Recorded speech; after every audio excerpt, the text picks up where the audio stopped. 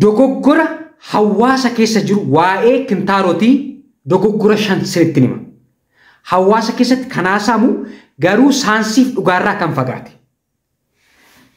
Warri maatii keenya hin taane subscribe gochuun maatii keenyatti akka ida'amtan isin affeerraa. Viidiyoo kan akka jaallattan waan namanuu fi laayik gochuun hamma dhumaatti nu faana turaan affeerraa keenya. Dogoggorri inni tokkoffaanii itoo fi dhukkubbiin naannoo finxixxaatti ba'u yookaan immoo naannoo bobbaan keenya ba'utti ba'u kintaarotiidha jedhanii yaadu. Yeroo hundumaa kintaarotiidha jedhanii yaadu. Karaa bobbaan ba'u dhukkubbiif dhiitoon achitti ba'uuf nutti dhagahamu hundi kintaarotii miti. Dhukkuboonni biraas dhiitoof dhukkubbii fidan ni jiru. Isaanis naannoo bobbaa keenyaatti tarsa'uuf yookaan sinxeq jechuu yoo jiraate inni gara biraan infekshinii uumuu fi dhiita'uun naannoo bobbaan keenya ba'u yookaan naannoo finxixxaa keenyaa yoo jiraate inni kunis dhukkubbii fi dhiita'uu fiduu danda'a. Malee kintaarotii qofatu dhukkubbii karaa bobbaan ba'uu fi dhiitoo karaa bobbaan ba'uu fida jechuu miti. Inni lammaffaanii waan ho'aarra taa'uutiin kintaarotiin isin qabaa kan jedhamus dogoggora cimaa saansiirraa kan fagaatedha. Iddoo tokko yeroo dheeraaf taa'uun kintaarotii nu qabsiisuuf nu saaxiluu danda'a. Sochii qaamaa gochuu dhiisuun iddoo tokko yeroo dheeraaf teenyee turuun wantoota kintaarotiif nu saaxilan keessaa tokko ta'uu danda'a. Garuu waan ho'aarra taa'uun kintaarotii nutti hin fidu. Inni gara biraanii kintaarotii alaa malee kintaarotiin keessoo dhukkubbii hin qabu. Kintaarotiin keessoo dhiita'uu fi dhiiguu qabaachuu danda'a. Gad bahee ol deebi'uu danda'a. Malee kintaarotiin keessoo dhiitoo hin qabu. Kintaarotiin bakka lamatti qoodama. Kintaarotii keessoo fi kintaarotii alaa jedhamee bakka lamatti qoodama. Kintaarotiin keessoo haala isaa fi sadarkaa isaarratti hundaa'uun bakka afuritti qoodama. Sadarkaa tokkoffaa, sadarkaa lammaffaa, sadarkaa sadaffaa jedhamee bakka afuritti qoodama. Dogoggorri inni sadaffaanii kintaarotiin hundi baqaqsanii yaaluutiin yaalama jedhanii yaadu. Kintaarotiin baqaqsanii yaaluutiin yaalamu jira. Kintaarotiin immoo qorichaa fi haalota tokko tokko mana keessatti sirreessuun yaalamu jira jechuudha. Akkuman jalqaba dhiyeessuuf yaalee kintaarotiin keessoo sadarkaa isaarratti hundaa'uun sadarkaa afuritti qoodamaa jenneerra. Sadarkaa tokkoffaa, sadarkaa lammaffaa, sadarkaa sadaffaa, sadarkaa arfaffaa. Sadarkaa tokkoffaa fi sadarkaa lammaffaan yeroo tokko tokko wantoota mana keessatti sirreessuu qabnuu fi akkasumas immoo kireemota tokko tokko fayyadamu nyaata keenya sirreessuun tiriit gochuu danda'ama. Yaaluun danda'ama. Sadarkaa sadaffaa fi sadarkaa arfaffaan garuu sarjariitiin yaalamuu danda'a yookaan baqaqsanii yaaluutiin yaalamuu danda'a.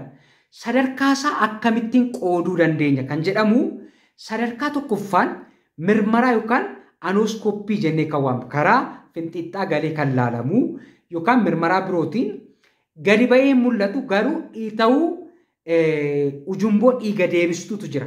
Wanti gadi ba'u hin jiru sadarkaa tokkoffaa irratti. Sadarkaa lammaffaa irratti amma maal ilaalaa jirra? Kintaarotii keessoo ilaalaa jira. Sadarkaa lammaffaa irratti gadi ni bahaa dhiitoon suni garuu ofiima isaa deebi'a. Akkuma bobbaa fayyadamneen gadi ba'uu danda'a garuu ofiisaa ol deebi'a sadarkaa lammaffaa irratti. Sadarkaa sadaffaa irratti ol gadi bahee kan ol deebisu harkaan dhiitoo sana harkaan ol dhiibneet ol deebisnaa jechuudha. Isa arfaffaa irratti harkaan ol dhiibneeyyuu deebi'uu nu diduu danda'a jechuudha. Sadarkaa sadaffaa fi arfaffaan baqaqsanii yaaluutiin yaaluun ni danda'ama. Baqaqsanii yaaluunsaa sarjarii baay'ee salphaa daqiiqaa 30 haga daqiiqaa 45 kan hin caallee anisteeshiyaa yookaan adoochituu karaa dugda keenyaa nuuf kennamuun nuuf hojjetamuu danda'a jechuudha sarjariinsaa. Akkuma sarjariin hojjetameen yeroo tokko tokko guyyaa tokkos guyyaa lamas fincaa'uu keenya irratti rakkina akka hin uumne akkasumas immoo dhiiguu waan danda'uu fi isa ilaaluuf guyyaa tokko haga lama hospitaala nu tursuu danda'u jechuudha. Akkuma sarjariin kun nuuf hojjetameen sadarkaa sadaffaa fi arfaffaa yoo ta'e. Inni gara biraanii akkuma sarjariin hojjetameen dhiiguu danda'a, infekshinii uumuu danda'a, fincaan keenya irratti rakkina fiduu waan danda'uu fi follow up gochuun barbaachisaadha jechuudha yookaan hordoffii gochuun. Akkasumas infekshinii akka hin uumnee fi sarjarii duras sarjarii boodas qorichi infekshinii akka hin uumneef kennamu jiraachuu ni danda'a jechuudha. Isa sana hakiima keenyatu murteessaa jechuudha. Kanaaf kintaarotiin hundi sarjariitiin yookaan baqaqsanii yaaluutiin yaalama jedhanii yaaduun dogoggora jechuudha. Sadarkaa isaarratti hundaa'ee gosa isaarratti hundaa'ee sarjariitiin yookaan baqaqsanii yaaluutiin haa yaalamu moo wantoota mana keessatti sirreessinu akkaataa nyaata keenyaa akkasumas immoo kireemii tokko tokko fayyadamu yookiin immoo siisbaas haa yaalamu jedhamee kan murteessu hakiima keenya jechuudha. Sadarkaa isaarratti hundaa'ee gosa isaarratti hundaa'ee akkaataan yaala isaas ni murtaa'a jechuudha. Inni gara biraanii kintaarotiin kaanseriitti jijjiirama jedhanii yaadu. Kintaarotiin kaanseriitti hin jijjiiramu. Hawaasa keessatti kaanseriitti akkana jalaan jijjiiramne kaanseriitti jijjiiramuu danda'a bor rakkina biraanatti fiduu danda'a jedhanii yeroo isaan yaadan ni jira jechuudha. Kintaarotiin kaanseriitti hin jijjiiramu jechuudha. Kana sirriitti naa qabachuu qabdu jechuudha. Kintaarotiin immoo gosa lama akkuma dura isinitti himuuf yaale. Kintaarotii keessoo kintaarotii alaati. Kintaarotiin keessoo dhukkubbiin qabu. Kintaarotii alaatu dhukkubbii qaba malee. Kintaarotiin keessoo dhiita'uu fi dhiiguu qabaachuu danda'a. Kintaarotiin dhalaa immoo alarratti kan mul'atu dhiita'uu alarratti mul'atu qabaachuu danda'a. Dhukkubbii qabaachuu danda'a jechuudha. Inni gara biraanii kintaarotiif maaltu nu saaxila?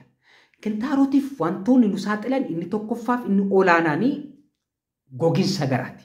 Constipation yookaan dirqati jedhanii waamu namoonni tokko tokko afaan Amaariffaatiin. Gogiinsa garaa.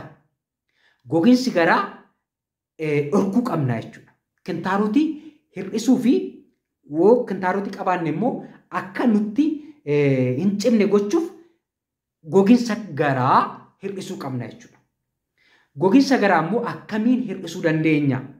Inni tokkoffaan yeroo yerootti mana fincaanii deemu. Namoonni tokko tokko guyyaa sadiitti yeroo tokko deemanii gogiinsi garaa na qabee jiru. Gogiinsi garaa akkuma nuti boiled habit jedhama jechuun bartee boilii keenya yookaan immoo mar'immaan keenya. Kanaaf mar'immaan keenyi barsiisuu qabna jechuudha. Yoo kintaarotiin akka nu hin qabne barbaanne gogiinsa garaa dhorkuu qabna jechuudha. Gogiinsa garaa isa tokkoffaan reegulaar mana fincaanii reegulaarii fayyadamu. Kana jechuun ganama yeroo hundumaa mana fincaanii deemnee bobbaaf teenya yoo ta'e ganama yeroo hundumaa deemudha. Ifin gogiinsa garaa yoo qabaanne guyyaatti si'a lama yaaluun nu gaariidha. Malee guyyaa sadiitti yeroo tokko deemnee gogiinsa garaatu na qabee kintaarotiitu na qabee jechuu hin qabnu jechuudha. Kanaaf barsiisuu qabna. Boiled habit jedhama maqumti isaayyuu. Akkaataan mana fincaanii fayyadamuu keenya deemnee bobbaa fayyadamuu keenya boiled habit jedhama. Kanaaf habitidha barsiisuu qabna jechuudha. Ganama yeroo hundumaa deemnee ta'e ganama.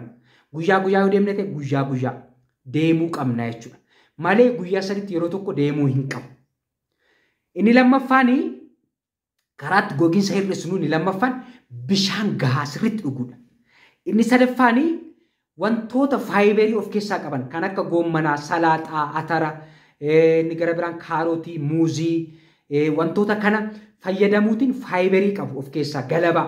Faayibarii waan of keessaa qabanii fi bobbaa keenya laaffisuu waan danda'anii fi wantoota akkasii fayyadamuudha. Inni gara biraanii sochii qaamaa gochuu yeroo dheeraaf iddoo tokko teenyee kan turru yoo ta'e gogiinsa garaaf nu saaxiluu danda'a. Kanaaf sochii qaamaa gochuudha, bishaan gahaa fudhachuudha. Inni gara biraan immoo yoo gogiinsa garaa hamaa qabaanne hakiima bira deemne wantoota jala jiran kana jechuun dhukkubbiin biraa gogiinsa garaaf nu saaxile yoo jiraate minaalbaat yookaan tarii mana yaalaa deemuudhaan wantoota gogiinsa garaaf nu saaxilan adda baasuu qabna jechuudha. Wantoota kana goonee mana keessatti fooyya'insa yoo argisiisu didee mana yaalaa deemuutiin wantoota gogiinsa garaa kanaaf nu saaxilan dhukkuba jala jiru adda baasuu qabna jechuudha. Inni gara biraan wanti kintaarotiif nu saaxilu maalidhaa? Yeroo ulfaa kintaarotiif nu saaxiluu danda'a. Pireejerii waan ujumboo dhiiga deebistuu irratti yookaan hidda dhiiga deebistuu irratti uumuu fi yeroo ulfaallee kintaarotiif nu saaxiluu danda'a jechuudha. Inni gara biraan akkuma dura isiniif eeruu yaalee physical exercise yookaan sochii qaamaa gochuu dhiisuutiin yeroo dheeraaf iddoo tokko taa'u. Wanta ulfaataa kaasu. Inni gara biraan immoo ulfaatiin akka malee. Inni gara biraan wanti kintaarotiif nu saaxilu amma wanti baramaa deeme namoonni baay'een silkii qabatanii mana fincaanii deemu jechuudha. Kanaaf yeroo dheeraa daqiiqaa 30 daqiiqaa 15 mana fincaanii taa'u jechuudha. Kun immoo pireejerii akka gadi uumamu waan taasisuu fi naannoo bobbaan keenya bahuu ujumboon dhiiga deebisuu jiran akka dhiitaan taasisaa jiru. Kanaaf silkii qabattanii mana fincaanii deemtanii yeroo dheeraa mana fincaanii irra hin taa'ina. Kintaarotiin isin saaxiluu danda'a jechuudha. Inni gara biraan akkamitti yaalama akkuma isin eeruuf yaale jalqaba irratti kintaarotiin gosa qaba kan alaaf kan keessaa jedhamee kan keessaa immoo sadarkaa qaba sadarkaa tokkoffaa sadarkaa lammaffaa sadarkaa sadaffaa sadarkaa arfaffaa jedhamee sadarkaa sanatti hundaa'uun kan keessu karaa sarjarii moo karaa baqaqsanii yaalu moo karaa mana keessatti wantoota sirreessinuu fi wantoota dibaniif wantoota liqinfaman ni kennamu jechuudha. Inni kun hakiima nu hordofutu ilaalee murteessaa jechuudha. Inni gara biraan immoo kintaaroti alaa yoo ta'e immoo dhiita'uu fi akkasumas dhukkubbii yoo qabaate karaa sarjariis yaalamuu danda'a. Inni gara biraan wantoota dhukkubbii hir'isuuf fayyadamuu dandeenya. Isa kana hakiima keenyatu nuuf ajajaa jechuudha. Kanaaf iyyuu kintaarotiin dogoggorri hawaasa keessa jiru wantoota amma isiniif eeredha. Viidiyoo kana yoo jaallattan sheer gochuu hin dagatinaa. Wantoota gaaffii isiniif ta'u koomentii naaf ka'u hin dagatinaa. Baay'ee galatooma.